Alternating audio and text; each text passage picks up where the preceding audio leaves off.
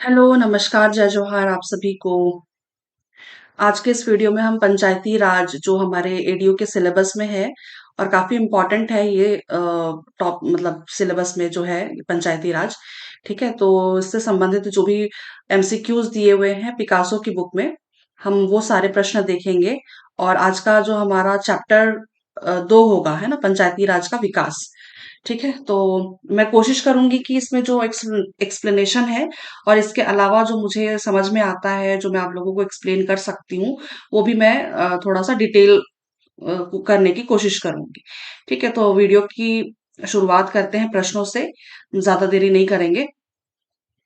ठीक है, तो पंचायती राज का विकास हमारा टॉपिक है आज का। और आज का पहला सवाल है, पंचायतों के कृतियों पर पुनर्विचार के लिए वर्ष 1977 में किस समिति का गठन हुआ था? तो इसका सही उत्तर क्या हो जाएगा? अशोक मेहता समिति। ठीक है, अशोक मेहता समिति। पंचायतों की कृतियों पर पुनर्विचार के लिए है ना, वर्ष 1977 में अशोक मेहता समिति का गठन हुआ था। मतलब इसका मतलब ये है कि पंचायती राज प्रणाली को और प्रभावी बनाने के लिए भारत सरकार ने 1977 में है ना अशोक मेहता समिति का गठन किया था। है ना, इस समिति ने ये सुझाव दिया कि पंचायतों को अधिक शक्ति और स्वायत्तता दी जानी चाहिए। है ना, इसके अलावा इस समिति ने है ना द्विस्तरीय या फिर टू टू टीयर पंचायत प्रणाली की सिफारिश की थी। है ना, द्विस्तरीय हमने ये हम जानते हैं इसके बारे में। द्विस्तरीय द्विस्तरीय पंचायत प्रणाली या इसी को टू टीयर पंचायत प्रणाली की के बारे में मतलब हम समझते हैं। है ना, इसकी सिफारिश दी थी जो जिला परिषद और मंडल पंचायत में विभक्त था। ठीक है, जिला परिषद और मंडल पंचायत में। ठीक है, तो इसका सही उत्तर क्या हो जाएगा? अशोक मेहता समिति। चलिए अगला प्रश्न देखते हैं। अगला प्रश्न है, अरे यहाँ पे थोड़ा सा दिख नहीं रहा है।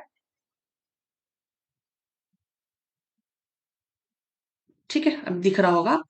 तो चलिए, प्रश्न है, पंचायती राज संस्थाओं को 1988 में संवैधानिक स्तर प्रदान करने की सिफारिश किस समिति ने की थी? तो इसका सही उत्तर क्या हो जाएगा? इसका सही उत्तर हो जाएगा थुंगन समिति। ठीक, थुंगन समिति। पंचायती राज संस्थाओं को 1988 में संवैधानिक स्तर प्रदान करने की सिफारिश किस समिति ने की थी? तो इसका सही उत्तर क्या होगा? थुंगन समिति। अब ये थुंगन समिति क्या है? तो थुंगन समिति के बारे में हमने पढ़ा हुआ है ना एक।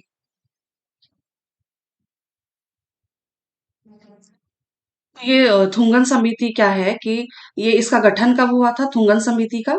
ये 1988 में इसका गठन हुआ था। ठीक है, तो आ, मतलब एक तरह से कह सकते हैं कि ये एक उप समिति के रूप में इसका है ना काम किया इन्होंने। है ना, थुंगन समिति ने उप समिति के रूप में काम किया। और इसका उद्देश्य क्या था? जिला स्तर पर राजनीतिक और प्रशासनिक संरचना की जांच करना। है ना, विशेष करके किस पे? जिला योजना पे जिला योजना के संदर्भ में। ठीक है, तो इस समिति ने पंचायती राज संस्थाओं को और अधिक सशक्त बनाने के लिए कई सारी सिफारिशें की। है ना, तो इसमें से एक जो सिफारिश था वो संवैधानिक स्तर मतलब पंचायती राज संस्थाओं को संवैधानिक स्तर प्रदान करने की सिफारिश की थी। किसने? थुंगन समिति ने। एक महत्वपूर्ण सिफारिश थी संवैधानिक स्तर प्रदान करना। किसको? पंचायती राज संस्थाओं को। इसके अलावा तीन स्तरीय संरचना इन्होंने दी। है ना, जैसे कि ग्राम हो गया, है ना, ग्राम, ब्लॉक, ग्राम, ब्लॉक और जिला स्तर। है ना, जिला स्तर। है ना, इस पे ये तीन तीन तीन स्तरीय प्रणाली इन्होंने दी। ठीक है, पंचायती राज को स्थापित करने के लिए। और इसके अलावा है ना, इस समिति ने आरक्षण पे भी बात करी इन्होंने। है ना, जैसे कि अनुसूचित जाति जनजाति और महिलाओं के लिए सीटों का आरक्षण। है ना, जनसंख्या के आधार पर। और फिर इसके अलावा पंचायती राज संस्थाओं का कार्यकाल जो है वो 5 वर्ष का होना चाहिए, ये उन्होंने बोला। है ना, और वित्त आयोग की स्थापना की जाए, ऐसी सिफारिश की इन्होंने। तो ये थुंगन समिति जो है कई सारी सिफारिशों पर इन्होंने काम किया। हाँ, इसके अलावा नियमित चुनाव होना चाहिए, है ना? तो ये सारी सिफारिशों पर इस समिति ने काम किया था, जिसमें से एक महत्वपूर्ण जो है जो जनरली एग्जाम्स में पूछे जाते हैं, तो ये है कि पंचायत तुंगन समिति ने पंचायती राज संस्थाओं को 1988 में संवैधानिक स्तर प्रदान करने की सिफारिश की थी। तो इसका सही उत्तर क्या हो जाएगा? तुंगन समिति। चलिए अगला प्रश्न करते हैं। अगला प्रश्न है, अगला है छत्तीसगढ़ में अ, ई पंचायत प्रोजेक्ट का उद्घाटन कब हुआ था? इसका सही उत्तर क्या हो जाएगा? इसका सही उत्तर है 26 जनवरी 2005। 26 जनवरी 2005। ई पंचायत ये क्या है कि ई पंचायत प्रोजेक्ट, है ना? ई पंचायत प्रोजेक्ट ये क्या है कि छत्तीसगढ़ सरकार ने अ, पंचायतों को डिजिटल रूप में सक्षम बनाने के लिए, ठीक है, ई पंचायत प्रोजेक्ट की शुरुआत की थी। इसकी शुरुआत कब हुई थी? 26 जनवरी 2005 को, है ना? इसका उद्देश्य क्या था कि ग्राम पंचायतों को ऑनलाइन सेवाओं से जोड़ना, ठीक है, और फिर पारदर्शिता बढ़ाना और प्रशासनिक कार्यों को सरल बनाना। ठीक है, तो इसके तहत क्या हुआ कि पंचायतों को कंप्यूटर से जोड़ा गया, है ना, और डिजिटल रूप से कार्य करने के लिए सुविधाएं दी गई, है ना। जैसे आम जनता को क्या हुआ कि सरकारी सेवाएं जो ग्राम स्तर पर नहीं पहुंच पाते हैं, ऐसी सरकारी सेवाएं अधिक आसानी से मिल पाए। ठीक है, तो इसका सही उत्तर क्या हो जाएगा? 26 जनवरी 2005 ई पंचायत प्रोजेक्ट। अगला देखते हैं। अगला है, यहाँ पे पूरा सवाल ही नहीं दिख रहा है, 1 मिनट।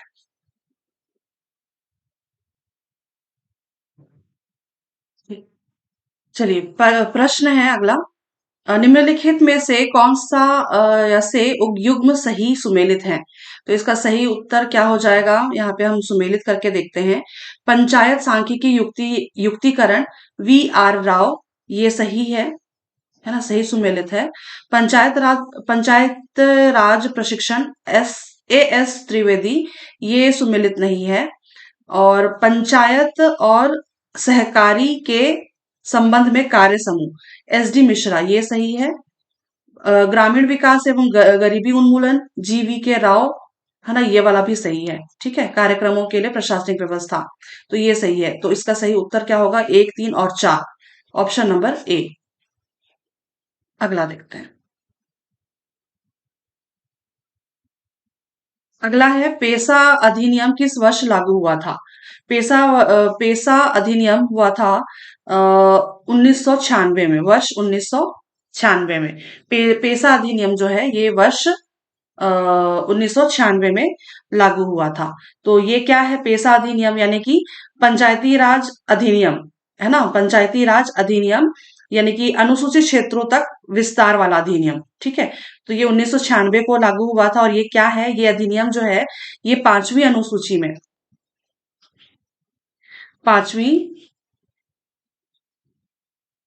पांचवी अनुसूची वाले क्षेत्र जो ये जो अधिनियम है ये पांचवी अनुसूची वाले जो क्षेत्र हैं, जैसे कि आदिवासी बाहुल्य क्षेत्र, है ना, वहां पे पंचायती राज प्रणाली को प्रभावी बनाने के लिए लाया गया था क्या?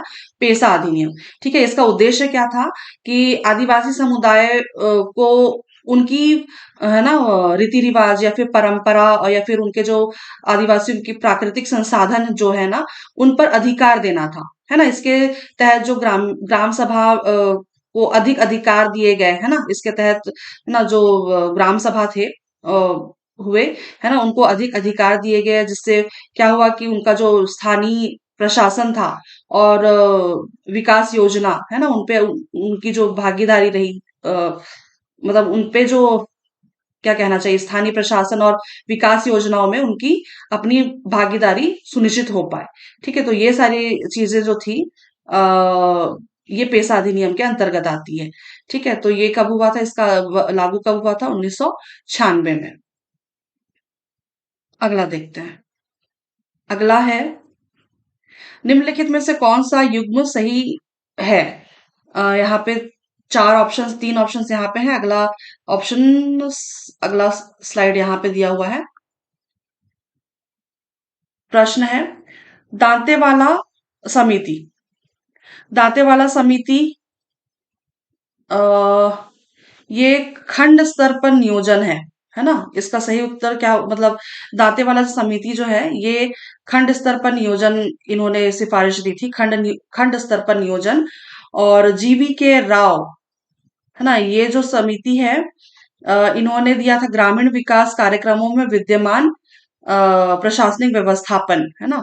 और बलवंत राय मेहता समिति, तो बलवंत राय मेहता समिति पंचायती राज संस्थान, ये वाला सही सुमेलित है। ठीक है, ये वाला सही सुमेलित है। और इसके अलावा जो डी ऑप्शन में है समिति, संथानम समिति पंचायती राज और वित्त समिति, ये इसने नहीं, ये पंचायती राज जो संथानम समिति है ना, ये पंचायती राज संस्थाओं को वित्तीय प्रावधान और स्थिति की समीक्षा करने के लिए दिया था। तो ये वाला भी गलत होता है ना। तो ये वाला भी गलत है, इसलिए सही उत्तर इसका क्या हो जाएगा, बलवंत राय मेहता समिति पंचायती राज संस्थान। तो इस प्रश्न के आधार पर इसका उत्तर है बलवंत राय मेहता समिति, ऑप्शन नंबर सी। अगला प्रश्न करते हैं। यहाँ पे व्याख्या भी दिया हुआ है। दांतेवाला समिति खंड स्तर पर नियोजन, जीवी के राव समिति ग्रामीण विकास कार्यक्रमों में विद्यमान प्रशासनिक व्यवस्थापन, संथानम समिति पंचायती राज संस्थाओं को वित्तीय प्रावधान एवं स्थिति की समीक्षा। अगला देखते हैं। अगला है ग्राम पंचायतों के लिए संवैधानिक मंजूरी की आवश्यकता सर्वप्रथम किसे प्रतीत हुई थी। इसका सही उत्तर क्या हो जाएगा, एल एम सिंघवी समिति, option number D, L M Singhvi समिति। ठीक है, और चलिए इसमें और क्या मेरे ख्याल से समझाने लायक कुछ नहीं है। अगला देखते हैं। अगला है पेशा अधिनियम। पेशा अधिनियम किस समिति की सिफारिश से लागू किया गया था। तो इसका सही उत्तर क्या हो जाएगा, भूरिया समिति। ठीक, भूरिया समिति। तो ये भूरिया समिति क्या है, ये इस समिति ने ना ये अच्छा पहले तो ये समझिए कि भूरिया समिति कब आई थी। भूरिया समिति आई थी 1995 में। ठीक है, 1995 में भूरिया समिति आई थी। समिति ने अनुसूचित क्षेत्रों में है ना पंचायती राज व्यवस्था को लागू करने की सिफारिश की। और इनका मुख्य उद्देश्य क्या था कि आदिवासी समुदाय को उनकी वही सेम एज इट इज, जैसे कि जो पेशा अधिनियम है ना, पारंपरिक जो उनकी क्या कहना चाहिए पारंपरिक व्यवस्थाओं को है ना उनके अनुसार उनका जो स्वशासन है ना, स्वायत्त शासन देना था। ठीक है, तो कुल मिलाकर के भूरिया समिति की सिफारिशों के आधार पर ही है ना पेशा अधिनियम जो है 1996 में लागू किया गया था। इसे सही सही इसलिए इसका सही उत्तर क्या हो जाएगा, भूरिया समिति। ठीक, अगला देखते हैं। यहाँ पे व्याख्या दिया हुआ है। भूरिया समिति 1995 के द्वारा पेशा एक्ट यानी कि पंचायताज एक्सटेंशन टू शेड्यूल्ड एरियाज 1996 में लागू किया गया।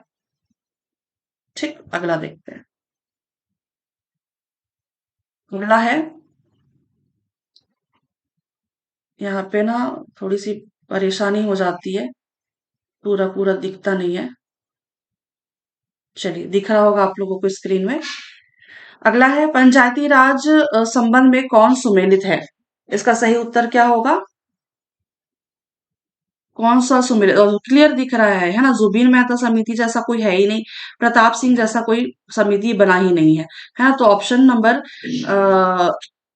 बी इसका सही उत्तर होगा, अशोक राय मेहता समिति और बलवंत राय मेहता समिति। ऑप्शन नंबर बी, एक और दो सही है। अगला देखते हैं।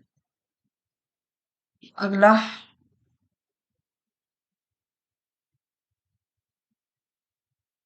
चलिए दिख रहा होगा स्क्रीन पर। पंचायती राज क्रियाकलापों पर निम्नांकित समितियों का आरोही क्रम बताइए। तो इसका आरोही क्रम हमें देखना है। तो हमें सबसे पहले तो ये पता होना चाहिए, अ, इस सवाल में भी थोड़ी सी गड़बड़ी लग रही है मुझे। देखिए यहाँ पे ए बी सी डी और जो ऑप्शंस दिए हुए हैं इसमें चार ऑप्शंस दिए हुए हैं, लेकिन यहाँ पे प्रश्न में ये देखिए एक एक दो और तीन ही दिया हुआ है ना। ये देख पा रहे होंगे आप। बट फिर भी चलिए हम सुमेलित करने की कोशिश करते हैं। तो सबसे पहले जो आया था, सबसे पहले आया था ये क्या नाम, बलवंत राय बलवंत राय मेहता समिति। हाँ, पहले सबसे पहले आया था क्या, बलवंत राय मेहता समिति, है ना। ये कब आया था, 1957 में। ठीक है। फिर अशोक राय मेहता समिति 1977 में। और फिर जीवी के राव समिति 1985 में। ठीक है। तो 1985 में जीवी के राव समिति। ठीक है ना। तो इसलिए इसका सही उत्तर क्या हो जाएगा, आरोही क्रम बोला है ना, 1 2 3 ही होना चाहिए, है ना। ये ऑप्शन नंबर सी, 1 2 3। यहाँ पे तो चौथा तो दिया ही नहीं है, तो जबरन का दे दिया है यहाँ पे 4। ठीक, चलिए अगला देखते हैं। ऑप्शन नंबर सी इसका सही उत्तर होगा। व्याख्या दिया हुआ है यहाँ पे, बलवंत राय मेहता समिति 1957, अशोक राय मेहता समिति 1977, जीवी के राव समिति 1985 और एल एम सिंघवी समिति 1986। ठीक, अगला देखते हैं। फिर से यहाँ पे इतना बड़ा दे दिया है। चलिए मैं इसको जूम आउट कर दिया मैंने। ठीक है। किसने कहा, यदि हमारी स्वाधीनता को जनता की आवाज की प्रतिध्वनि बनाना है तो पंचायतों को जितनी अधिक शक्ति मिले जनता के लिए उतना ही अच्छा होगा। ये कथन किसका है, ये कथन आप सीधा सीधा याद रखिए, पंडित जवाहरलाल नेहरू। ठीक, अगला देखते हैं। अगला दिया हुआ है, अगला दिया हुआ है, संविधान के किस अनुच्छेद में भारत में राज्य को ग्राम पंचायतों की स्थापना का निर्देश दिया गया। तो इसका सही उत्तर क्या हो जाएगा, अनुच्छेद 40। अनुच्छेद 40 में कहा गया है कि भारत में राज्य को ग्राम पंचायतों की स्थापना, है ना, स्थापना का निर्देश है। तो इसमें अनुच्छेद 40 में क्या कहा गया है कि भारतीय संविधान, मतलब ये कह सकते हैं आप कि अनुच्छेद 40 जो है भारतीय संविधान का है ना, वो नीति निर्देशक तत्व, राज्य का जो नीति निर्देशक तत्व है, डीपीएसपी जिसको कहते हैं ना, directive principles of state policy, है ना, डीपीएसपी का हिस्सा है ये, है ना। और इसमें राज्य को ये निर्देश दिया गया है कि ग्राम पंचायतों की स्थापना करें, है ना, और उन्हें जरूरी अधिकार प्रदान करें ताकि स्वशासन कर सके, ताकि वो अच्छे से अपना स्वशासन कर सके। ठीक है। और फिर इसी अनुच्छेद के अनुसार, है ना, ये जो अनुच्छेद 40 है, इसी के आधार पर ही वो 73वां संविधान संशोधन, संविधान संविधान संशोधन 1992 ना, 73वां संविधान संशोधन 1992 को किया गया, है ना, जिसमें पंचायती राज व्यवस्था को संवैधानिक दर्जा मिला, है ना। इसलिए इसका सही उत्तर क्या हो जाएगा, अनुच्छेद 40। अगला देखते हैं। यहाँ पे व्याख्या दिया हुआ है, राज्य के नीति निर्देशक तत्व के अंतर्गत आने वाले अनुच्छेद 40 में ग्राम पंचायतों के गठन का निर्देश दिया गया है। अगला देखते हैं। अगला दिया हुआ है, प्रश्न है, संविधान के किस अनुच्छेद में राज्य को ग्राम पंचायतों की स्थापना का निर्देश दिया गया है। अभी देखा हमने, इसका सही उत्तर क्या है, अनुच्छेद 40। ठीक, अगला देखते हैं। अगला 73वां संविधान संशोधन की विशेषताएं। चलिए ये भी देख लेते हैं हम। ये चैप्टर 3 है ना। फिर से इतना बड़ा प्रश्न, चलिए कोई बात नहीं, इसको जूम आउट कर देती हूँ मैं। इतने बड़े बड़े प्रश्न होते हैं ना, तो इनको थोड़ा सा, यहाँ पे नहीं भी दिख रहा होगा तो मैं आपको यहाँ पे पहले आप ये देख लीजिए, उसके बाद मैं आपको थोड़ा स्लाइड जूम करके दिखाऊंगी। ठीक, तो प्रश्न है सूची एक को सूची दो से सुमेलित कीजिए और सही उत्तर का चयन करना है। ठीक है, एक तरफ दिया हुआ है पंचायत समितियों के नाम और दूसरी तरफ दिया हुआ है भारत के संबंधित प्रांतों के नाम। ठीक, ऐसा दिया हुआ है। तो जनपद पंचायत, जनपद पंचायत कहाँ पे है? तो जनपद पंचायत आपका हो जाता है कहाँ पे? मध्य प्रदेश में। ठीक है, जनपद पंचायत जो है मध्य प्रदेश। और क्षेत्र पंचायत उत्तर प्रदेश हो जाएगा इसका। ठीक है, और तालुका परिषद, तालुका परिषद है गुजरात, है ना। तालुका परिषद जो है गुजरात है और आंचलिक परिषद जो है ये पश्चिम बंगाल है। ठीक, तो इसका सही उत्तर क्या हो जाएगा? ए का तीन, ए का तीन, 3 4 2 1, 3 4 2 1, ऑप्शन नंबर सी इसका सही उत्तर होगा। ठीक, अगला देखते हैं।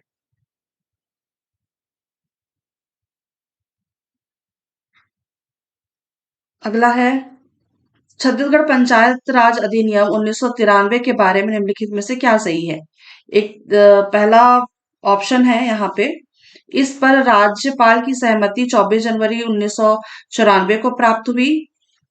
और अगला है 26 जनवरी 1994 को मध्य प्रदेश राजपत्र असाधारण में पहली बार प्रकाशित हुआ, या भारत गणराज्य के 44वें वर्ष में मध्य प्रदेश विधानमंडल द्वारा निम्नलिखित रूप में यह अधिनियमित हो। और अगला है अध्याय 1 प्रारंभिक धारा 1 का 2, इसका विस्तार संपूर्ण छत्तीसगढ़ छत्तीसगढ़ पर है, परंतु इसका विस्तार उन अपवादों एवं उपांतरणों के अध्ययन रहते हुए जो कि अध्याय 14 क में उपबंधित किए गए हैं अनुसूचित क्षेत्रों पर होगा। ऐसा दिया हुआ है ये। ठीक है, तो इसका सही उत्तर क्या हो जाएगा? आ, इसका सही उत्तर होगा, क्योंकि ये जो पहला वाला है ऑप्शन, है ना, ये वाला सही है। इस पर राज्यपाल की सहमति, मतलब ये छत्तीसगढ़ पंचायत राज अधिनियम 1993 के बारे में निम्नलिखित में से क्या सही है पूछा गया है ना। तो इस पर राज्यपाल की सहमति 24 जनवरी 1994 को प्राप्त हुई। ये वाला कथन सही है। ठीक है, ये कथन सही है। और फिर ये वाला गलत है, क्योंकि ये 25 जनवरी को हुआ था। ठीक है, 25 जनवरी 1994, ये 25 जनवरी 1994 को मध्य प्रदेश राजपत्र में पहली बार प्रकाशित हुआ था। तो ये वाला तो कथन गलत होता है ना। बाकी ये जो है भारत गणराज्य के 44वें वर्ष में मध्य प्रदेश विधानमंडल द्वारा निम्नलिखित रूप में यह अधिनियमित हो, ये वाला कथन सही है। और अध्याय 1 प्रारंभिक धारा 1 का 2, इसका विस्तार संपूर्ण छत्तीसगढ़ पर है, परंतु इसका विस्तार उन अपवादों एवं उपांतरणों के अध्ययन रहते हुए जो कि अध्याय 14 का में उपबंधित किए गए हैं अनुसूचित क्षेत्रों पर होगा। तो ये वाला कथन भी सही है। तो इसका सही उत्तर क्या हो जाएगा? 1 3 और 4, 1 3 और 1 3 और 4। ठीक, अगला प्रश्न देखते हैं। व्याख्या में भी दिया हुआ है, ऑप्शन नंबर सी इसका सही उत्तर है। और 25 जनवरी 1994 को मध्य प्रदेश राजपत्र असाधारण में पहली बार प्रकाशित हुआ था, 25 जनवरी 1994। अगला देखते हैं। ये तो अभी देखा ना हमने, ये प्रश्न हमने देखा हुआ है पिछला। ठीक, किसने कहा यदि हमारी स्वाधीनता को जनता की आवाज की प्रतिध्वनि बनाना है तो पंचायतों को जितनी अधिक शक्ति मिले जनता के लिए उतना ही अच्छा होगा। ये कथन किसका है? पंडित जवाहरलाल नेहरू। ठीक, चलिए, प्रश्न तो यहाँ पे सारे समाप्त हो गए। तो 2 चैप्टर आज हमने इसमें कवर किए हैं। ठीक है, तो आई होप आप लोगों को थोड़ा बहुत मैंने समझाने की कोशिश की है, आप लोगों को समझ आया होगा। बाकी आज के इस वीडियो में इतना ही। हम नेक्स्ट चैप्टर देखेंगे अगले वीडियो में। तब तक के लिए आप सभी को धन्यवाद, शुक्रिया और आभार।